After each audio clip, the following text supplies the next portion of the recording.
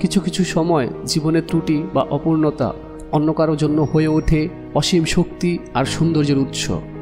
আজ আমি তোমাদের এমন একটি গল্প শোনাবো যেখানে একটি ফাটলযুক্ত বালতি আমাদের শেখাবে জীবনের এক গভীর শিক্ষা। একটি গ্রামে এক বৃদ্ধ প্রতিদিন ঝর্ণা থেকে দুটি বালতিতে পানি আনতেন। একটি বালতি ছিল পুরো ঠিকঠাক আর অন্য বালতিটি ছিল ফাটলযুক্ত। ফাটলযুক্ত বালতিটি প্রতিদিন অর্ধেক পানি ফেলে আসত। এই কারণে বালতিটি নিজেকে ব্যর্থ মনে করত। একদিন বালতিটি লজ্জিত কণ্ঠে বলল, চাচা, আমি লজ্জিত, আমার জন্য আপনি প্রতিদিন অর্ধেক পানি আনতে পারেন। আমি তো ভাঙা, আমি ব্যর্থ। বৃদ্ধ চাচা হাসি দিয়ে বললেন, লজ্জিত কেন বেটা, তুমি তো আমার জীবনের সবচেয়ে বড় সহকারী। বালতিটি বিস্মিত হয়ে জিজ্ঞেস করল, সহকারী? আমি তো আপনার কাজের বোঝা বাড়াই, আমার ফাটল দিয়ে অর্ধেক পানি পড়ে যায়। বৃদ্ধ তখন হাঁটতে হাঁটতে রাস্তার পাশে দেখাতে শুরু করলেন, তুমি কি লক্ষ্য করেছ তোমার দিকের রাস্তার পাশে কতগুলো সুন্দর ফুল ফুটেছে আর অন্য দিকটা শুষ্ক রয়ে গেছে?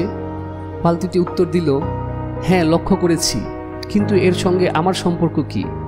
চাচা হাসি দিয়ে বললেন, তোমার ফাটল দিয়ে ঝরে পড়া পানি এই সুন্দর ফুলগুলোকে সিক্ত করেছে। আমি ইচ্ছা করে তোমার দিকটায় ফুলের বীজ ছড়িয়েছিলাম। প্রতিদিন তুমি সেই বীজগুলো পানি দিয়ে সজীব করেছ, আর সেই কারণেই আজ এত সুন্দর ফুল ফুটেছে। বালতিটি কিছুক্ষণ চুপ থেকে বলল, আমি কখনো ভাবিনি আমার এই ত্রুটি কারোর জন্য আশীর্বাদ হতে পারে। চাচা বললেন, দেখো, জীবনের প্রতিটি জিনিসের মধ্যেই এক ধরনের সৌন্দর্য আর উদ্দেশ্য লুকিয়ে আছে। তোমার ফাটল যদি না থাকতো তাহলে এই সুন্দর ফুলগুলো ফুটতো না। আমাদের ত্রুটিগুলি অনেক সময় অন্য কারো জীবনের সৌন্দর্য আর আনন্দ নিয়ে আসে। বৃদ্ধ বালতিটিকে একটি মৃদু শিক্ষা দিয়ে শেষ করলেন, তোমার ত্রুটি তোমাকে ছোট করে না, বরং সেই ত্রুটির সঠিক ব্যবহারই তোমার প্রকৃত শক্তি। তাই কখনো নিজেকে দোষারোপ করো না।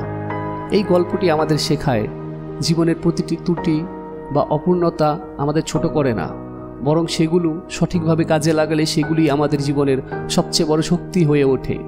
তাই কখনো নিজের ত্রুটি নিয়ে লজ্জিত হয়েও না, হয়তো সেটাই অন্য কারো জীবনের সৌন্দর্য আর আশীর্বাদের কারণ হয়ে দাঁড়াবে।